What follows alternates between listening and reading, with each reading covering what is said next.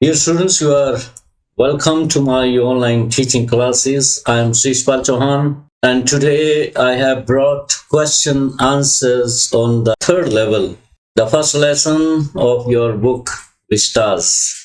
This lesson is meant for the students of class 12. ये 12वीं class के लिए लेसन है from the book Vistas, and I am discussing today question answers. So let me begin with question answers on this chapter. First question is, how does Jack Finney describe Grand Central like the roots of a tree?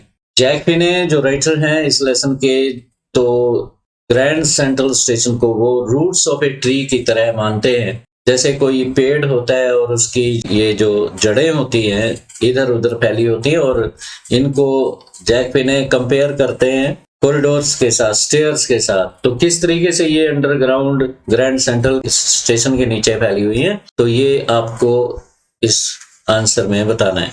Jack Finney describes the Grand Central as growing like a tree, एक वृक्ष की तरह grow करता हुआ। वो बताते हैं कि जिस तरीके से एक वृक्ष की जड़ें दूर दूर तक फैली होती और हमें पता भी नहीं चलता कि वो जड़ें कहाँ जा रही हैं। तो grand central station was growing like a tree, he finds new corridors and staircases coming out in front of him. जब वो फर्स्ट लेवल से चले नीचे की तरफ गए, यहाँ पे वो टर्न लिया उन्होंने ग्रैंड सेंट्रल में, और स्टेयर से वो फर्स्ट लेवल पे आए। यहाँ से 20th सेंचुरी की ट्रेन चलती हैं, देन अगेन स्टेयर्स आई और सेकंड लेवल पे वो पहुंच गए। तो यहाँ पे सबर्बन ट्रेन्स जाती हैं, तो इस तरीके से स्टेयर्स उसके सामने आती जा रही थी, और यहाँ से एक और मार्ग उसे नजर आया, टनल टाइप था ये आर्च टाइप डोर था उसका, इसमें प्रवेश कर गए। उन्हें पता था कि ये गलत रास्ते पे आ रहे और वो इसमें रहे थे। तो आगे की कहानी आप जानते हैं। He compares them to the roots of a tree which are often visible। तो ये जो नीचे स्टेयर्स हैं, कॉरिडोर्स हैं, ये ट्रीज की जो रूट्स होती हैं उनकी तरह दिखाई देती है। नेक्स्ट क्वेश्चन पे चलते हैं बच्चों। Describe 4 unusual things which Charlie finds at the third level. Third level पे अनयूजुअल, असाधारण चीजें चार्ली को क्या नजर आई, 4 बतानी है आपको। Everything was quite different at the third level for Charlie. Charlie के लिए थर्ड लेवल पे सारी चीजें डिफरेंट थी, हर वस्तु डिफरेंट थी। द रूम वाज स्मॉलर, यहाँ पे रूम की बात कही है टेक्स्ट में, तो वो छोटा था। There were fewer ticket windows, ticket windows भी कम थी। The lights were dim and flickering. Lights dim थी, flickering थी, because they were open flame gas lights. There were brass spittoons on floors. फर्श पे spittoons रखे हुए थे, थूकदान रखे हुए थे, पीतल के बने हुए। तो ये 4 बातें हमने कही, तो 4 बातें इसमें पूछी थी। Describe the men at the third level as seen by Charlie in his reverie. Reverie क्या होता है? Waking dream को कहते हैं, जब आप जागते हुए स्वप्न लेते हो। हालांकि छोटे मोटे स्वप्न तो होते रहते हैं, ड्रीम इमेजिनेशन में चलते रहते हैं, तो ये तो उसका काफी लंबा सपना था, रेवरी उसे बोलते हैं। The people Charlie saw in his reverie were dressed in the old styles of the year 1890। 1890s के जो लोग थे, जो स्टाइल था वहां पे वस्त्र पहनने का, ड्रेस अप करने का, तो वो ओल्ड स्टाइल था। वो डर्बी हैट्स पहने हुए थे और 4 बटन सूट था उनका, जो विद स्मॉल लेपल्स। मान लो कोट है, कोट के जो लेपल्स होते हैं ये स्मॉल थे, और ये 4 बटन इसमें लगे हुए थे, और ये स्मॉल लेपल थे। और बाद में ये बड़े बड़े लेपल वाले कोट भी आए थे, एक समय था, अब फिर स्मॉल लेपल्स के ही कोट चले हुए हैं। तो इस तरीके से ड्रेस को डिस्क्राइब करना है आपको कि 1890s की ड्रेस क्या थी। डर्बी हैट पहनते थे, and they wore 4 button suits with small lapels. Men had beards, side whiskers and moustaches. लोगों की बियर्ड्स थी, विस्कर्स थी, बड़ी बड़ी मूछें थी, और नरेटर कहते हैं कि इतनी मूछें उन्होंने अपनी लाइफ में कभी नहीं देखी थी। Fourth question, why was Charlie not able to purchase tickets from the third level? How did he manage to purchase them? Question ये है कि चार्ली टिकट नहीं खरीद पाए, वहां से थर्ड लेवल से टिकट नहीं खरीद पाए। Did he manage to purchase them, ये क्वेश्चन होना चाहिए। हाउ की बजाय क्या वो मैनेज कर पाए खरीदना, ये यस या नो में बता सकते हैं। Charlie was unable to purchase tickets from the window because he had modern currency, क्योंकि 20th century currency थी उसके पास। It was invalid as old style bills were accepted at the booking window. Booking window पे old style notes accepted थे। उस समय के जो 1894 1890 के दशक में प्रचलन में थे वो नोट्स एक्सेप्टेड थे। The next day Charlie manage to get old style bills to purchase 2 tickets. अगले दिन उसने $300 के बदले में 200 ओल्ड स्टाइल नोट्स लिए, उनको लेके वहां जा रहा था तो रास्ता उसे नहीं मिला, थर्ड लेवल उसका उसे नहीं मिला। तो इस वजह से he was unable to purchase tickets for Galesburg, one for himself and another for his wife. तो इस तरीके से वो टिकट तो खरीद नहीं पाया। What is the first day cover elaborated, काफी इंपॉर्टेंट क्वेश्चन है। फर्स्ट डे कवर होता क्या है, आपको डिटेल में इसको बताना है। First day cover, what is first day cover, let me explain. First day cover होता क्या है कि टिकट्स रिलीज होती रहती है, गवर्नमेंट इनको रिलीज करती है। मान लो एक टिकट रिलीज हुआ, टिकट आप जानते हैं कि छोटा सा ही होता है, उस पर एक फोटो होती है, बनी हुई पिक्चर होती है किसी लीडर की, ग्रेट मैन की, और उस पर ईयर मेंशन होता है। मान लो यहाँ पे है 2025। टिकट रिलीज हुआ तो जो टिकट कलेक्ट करने वाले लोग हैं, जिन्हें शौक है टिकट कलेक्ट करने का, स्टैंप कलेक्टिंग का शौक है, वो उस टिकट को उसी दिन खरीद लेते हैं। टिकट को खरीदने के बाद वो एक एनवलप में उसे लगाते हैं। एनवलप पे यहाँ पे टिकट लगा दिया और इसकी बैक पे अपना एड्रेस लिख देंगे। सपोज करो यहाँ एड्रेस लिख दिया और इसको मेल बॉक्स में डाल देते हैं। पोस्ट ऑफिस एम्प्लॉइज इस पे एक स्टैंप और लगा देते हैं जिसपे डेट लिखी होती है कि इस तारीख को ये पोस्ट ऑफिस से निकला, और 2 दिन में डिलीवर हो जाता है, 1-2 दिन में तो ये उनको मिल जाता है। और वो जो स्टैंप कलेक्टर्स हैं बहुत खुश होते हैं कि हमारे पास फर्स्ट डे कवर आ गया। इस तरीके से वो एक सनक है उन्हें, और फर्स्ट डे कवर वो कलेक्ट करते रहते हैं और बड़ी शेखियां मारते रहते हैं कि हमारे पास फर्स्ट डे कवर है। When a new stamp is issued, the stamp collectors buy some. They use them on envelopes, write their own address and post them into the mailbox. एक खास बात और है, एनवलप के बीच में वो एक ब्लैंक पेपर डालते हैं, ब्लैंक पेपर कागज का टुकड़ा डालते हैं, उस पर लिखते कुछ नहीं। They also put blank paper inside the envelopes. It is done on the first day of the sale of the new stamps. They keep the date stamped envelope in their record. और जिसपे ये लिफाफा जब लौट के इनके पास आता है तो इसको संभाल के वो रिकॉर्ड में रखते हैं। How did the psychiatrist friend react to his description of the third level at the Grand Central Station? Grand central station की जो डिस्क्रिप्शन उसने दी थर्ड लेवल की अपने फ्रेंड सैम वेनर को, साइकाइट्रिस्ट फ्रेंड है ये, मनोचिकित्सक है, तो उसने रिएक्शन क्या दिए। His friend Sam didn't believe it and said that it was the product of his imagination, कि ये उसके कल्पना की प्रोडक्ट है। He called it a waking dream wish fulfillment. इसे waking dream wish fulfillment का नाम दिया। वेकिंग ड्रीम क्या होता है, जागते हुए सपना, जिसे रेवरी भी कहते हैं हम।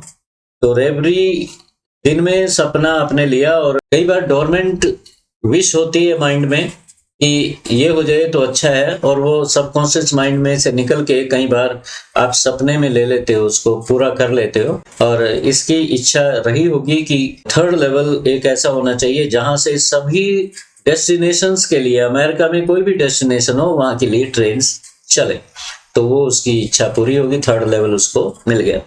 How does the writer defend himself at the allegation of escaping infancy by way of stamp collecting? और आप जानते हैं कि सैम वेनर ने उस पर एलिगेशन लगाया, इवन उसके फ्रेंड्स भी एक्सेप्ट करते थे इस बात को कि ये जो स्टैम्प कलेक्टिंग का काम है तुम्हारा, ये शौक है, शायद ये तुम्हें थर्ड लेवल मिलेगा, इस वजह से तुम परेशान हो और ये थर्ड लेवल आपको दिखाई दिया। The writer defends himself from the allegation of escaping from the real world. Writer अपने आप को डिफेंड करते हैं। यहाँ पे जो चार्ली हैं नरेटर अपने आप को डिफेंड कर रहे हैं इस एलिगेशन से, इस इल्जाम से कि उसकी जो स्टैम्प कलेक्टिंग हॉबी है उसकी वजह से वो थर्ड लेवल में गया। वो कहते हैं कि उसके ग्रैंडफादर भी तो स्टैम्प कलेक्टिंग करते थे, प्रेसिडेंट रूजवेल्ट भी स्टैम्प कलेक्टिंग करते थे, but they never required any escape from reality, और उन्हें तो कभी जरूरत नहीं पड़ी एस्केप करने की। तो यहाँ पे वो फ्रेंड उसके कहते हैं, सैम वेनर कहते हैं कि the things were pretty nice in those days, उन दिनों में लाइफ बड़ी सरल थी, कॉम्प्लिकेटेड नहीं थी जैसे कि आज है। Modern man insecurities, tension, strains, दबाव में है, वार का जो फियर है उसके माइंड में है।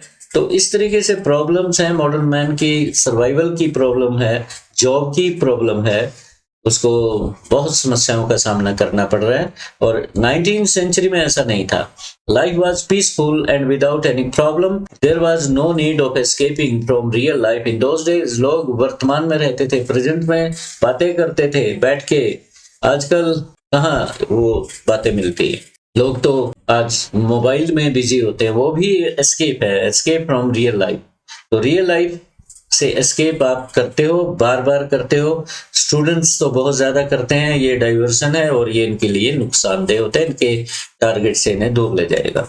8th क्वेश्चन है, what proof does the writer get that Sam is living in Galesburg in 1894? 1894 में 2 सप्ताहों से सैम वहां रह रहा है, तो राइटर को प्रूफ क्या मिलता है इसका? The envelope mailed to Charlie's grandfather was showing July 1894। जो एनवलप चार्ली के ग्रैंडफादर को सैम ने पोस्ट किया था, जो फर्स्ट डे कवर था एक किस्म से, उस पर तारीख लिखी थी जुलाई 1894। A note was also written by Sam, Sam के द्वारा एक नोट भी लिखा गया था, साइन उस पे सैम ने किए थे, admitting his arrival at Galesburg, ये मानते हुए कि वो गेल्सबर्ग 3rd लेवल पे पहुंच गया। 3rd लेवल के माध्यम से वो गेल्सबर्ग पहुंच चुका है। He also invited Charlie and his wife Louisa to reach there, and Sam Weiner also invited Charlie and his wife to reach immediately at Galesburg, and he advised Charlie to keep on his search, continue his search for the 3rd level, and one day he would become successful in reaching the 3rd level. इस तरह से उसने कहा कि अपनी तलाश जारी रखिए, 3rd लेवल पे आप एक दिन पहुंच जाओगे। Do you think the 3rd level was a medium of escape for Charlie? क्या आप ये समझते हो कि ये जो 3rd लेवल है चार्ली के लिए एक मीडियम है एस्केप का? बीच बीच में वो एस्केप करता रहा इस 3rd लेवल में, जो टनल मिली थी उसे, उसके माध्यम से। The 3rd level was really a medium of escape for Charlie, who was also a victim of stressful life of the modern age. Modern age की stressful life का वो शिकार था। People get themselves lost in the world of their imagination by various means of escape. लोग escape करते हैं life से, जब टेंशन में आते हैं, स्ट्रेन में आते हैं, तो रियल लाइफ से किसी न किसी माध्यम से वो escape करते हैं। और उसके पास माध्यम था स्टैम्प कलेक्टिंग का, उससे वो escape किया, और 3rd लेवल उसके लिए एक escape का मीन्स था। अब लॉन्ग क्वेश्चन लेते हैं। How often did Charlie get lost at the Grand Central Station? One day Charlie worked for more time at the office. एक दिन चार्ली अपने ऑफिस में लेट हो जाता है, लेट आवर्स तक उसने काम किया, और he wanted to reach home quickly, जल्दी ही अपने घर पहुंचना चाहता था। Therefore he decided to take subway from Grand Central to reach the 2nd level of it, और 2nd level पहुंचने के लिए ग्रैंड सेंट्रल में प्रवेश किया। From there he was to catch a train, he started walking quickly, तेजी से कदम आगे बढ़ा रहा था, जल्दी में था, अपनी पत्नी से मिलना चाह रहा था। He reached the 2nd level but all of a sudden he lost his way there, और अचानक उसका रास्ता भूल गया वो। He entered a corridor that had a left turn, एक कॉरिडोर में प्रवेश किया जो लेफ्ट टर्न ले रहा था एकदम। It was like a tunnel. He met no one on the way, रास्ते में उसे कोई नहीं मिला। There was dead silence, even he could hear the sound of his own footsteps, अपने ही पैरों की आवाज उसे सुनाई दे रही थी। Then the corridor took a sharp left turn, फिर कॉरिडोर ने एक और लेफ्ट टर्न लिया। After coming down a flight of stairs, जब वो नीचे की तरफ एक स्टेयर्स फ्लाइट से आए, स्टेयर्स की, he reached the 3rd level of the Grand Central Station. Grand Central Station के 3rd लेवल पे वो पहुंच गया। अब इस क्वेश्चन में नेक्स्ट में अनयूजुअल जो उसने 3rd लेवल पे देखा, जो डिफरेंशिएट करती हैं 3rd लेवल को दूसरे 2 लेवल से, वो बातें आपको बतानी है। Everything was quite different at the third level for Charlie. Charlie के लिए सब कुछ different था. The room was smaller. कमरे छोटे थे. There were fewer ticket windows. Ticket windows बहुत कम थी जहां से टिकट मिलते हैं. लाइट्स डिम थी और फ्लिकरिंग थी, टिमटिमा रही थी वो, क्योंकि ओपन फ्लेम गैस लाइट्स थी. There were brass spittoons on the floor. फर्श पे जो प्लेटफॉर्म था, ब्रास स्पिटून क्या होते हैं? ये थूकदान होते हैं. तो ब्रास स्पिटून रखे हुए थे. Everything there at the third level was old. हर चीज पुराने जमाने की थी एंड बिलोंग टू द 1890. 1890 के दशक की चीजें थी. Nothing was there which could be called belonging to modern times. कोई भी ऐसी चीज नहीं थी जिसको आप मॉडर्न कह सकते हो. The furniture eight the third level was of ancient times. A man was using an old type of watch. एक व्यक्ति एक पुरानी सी घड़ी को यूज कर रहा था. He kept in his vest pocket. जो जैकेट थी उसकी पॉकेट में रखा था. उसे खोला और बंद किया. देख के हैरान सा हो के उसने वो टाइम देखा और बंद कर दिया. The dresses of the main and women were also of the very old style. Dresses भी पुरानी थी. ही also saw an old type of engine. Locomotive engine भी था जो भाप से चलते थे. It was a locomotive with A funnel shape chimney.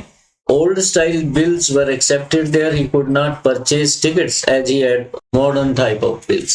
Ticket इसलिए खरीद नहीं पाया वो कि उस पे ओल्ड स्टाइल बिल्स नहीं थे. ये वैल्यू बेस्ड क्वेश्चन है नेक्स्ट वाला. The modern consumerist world is full of fear, insecurities, stress and Wars. आधुनिक युग डर से पीड़ित है. इनसिक्योरिटी की भावना है उसमें, सुरक्षा की भावना है, स्ट्रेस है, युद्ध है आज के युग में, उसके दबाव हैं. What are the ways in which we try to combat them. आपको ये बताना है ये जो स्ट्रेसेस है इनसे आप कम्बैट कैसे कर सकते हो, इनसे कैसे लड़ सकते हो, इनका सामना कैसे कर सकते हो. थर्ड लेवल को ध्यान में रखते हुए आपको आंसर देना. पहले तो आपको जस्टिफाई करना है कि the world is full of insecurity, fear, stress and wars. Charlie is also the product of the same kind of world. Charlie भी उसी युग का प्रोडक्ट है. He must have been a victim of stress and anxiety. Anxiety का शिकार है, stress का शिकार है.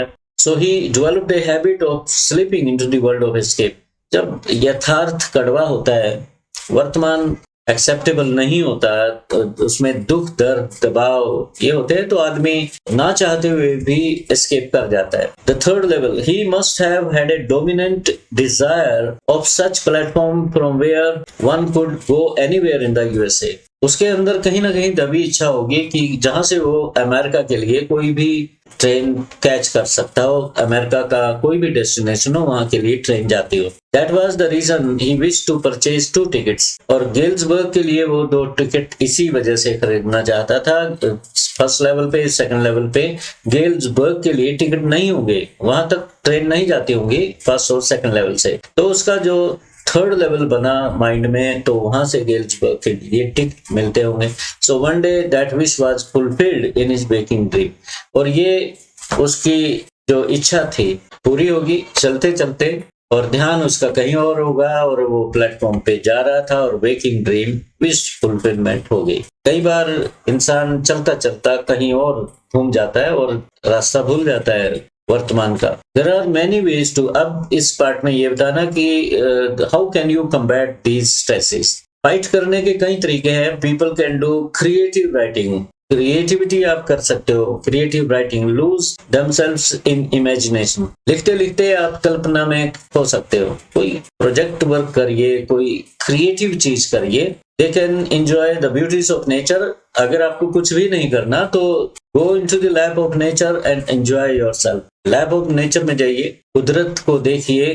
दे can make several hobbies like listening to music. लोग अपनी हॉबीज डेवलप कर सकते हैं, जैसे संगीत सुनना, डांसिंग करना, पेंटिंग करना, गार्डनिंग करना. But they should not become habitual of non desirable habits या hobbies like drinking wine and taking drugs और इंटॉक्सिकेंट्स. एस्केप करने के लिए जो नेगेटिव मीन्स है वो नहीं लेने चाहिए. ड्रिंक्स है, आप लिकर ड्रिंक करते हैं, या taking drugs, intoxicant, this is negative means of escaping from the bitter realities of the world. So dear students, in this way this first phase of question answer is over. I will come up with second phase of question answer. Most important question इसमें भी है। कुछ value based question लेके फिर आऊंगा, जो भी extra question बनते हैं इस लेसन के, आपको सेकंड वीडियो फिर कभी आपके सामने लेके आऊंगा। फिलहाल इतने क्वेश्चन आप कर लीजिए, आपके बहुत से पॉइंट्स क्लियर हो जाएंगे और क्वेश्चन और भी बनते हैं।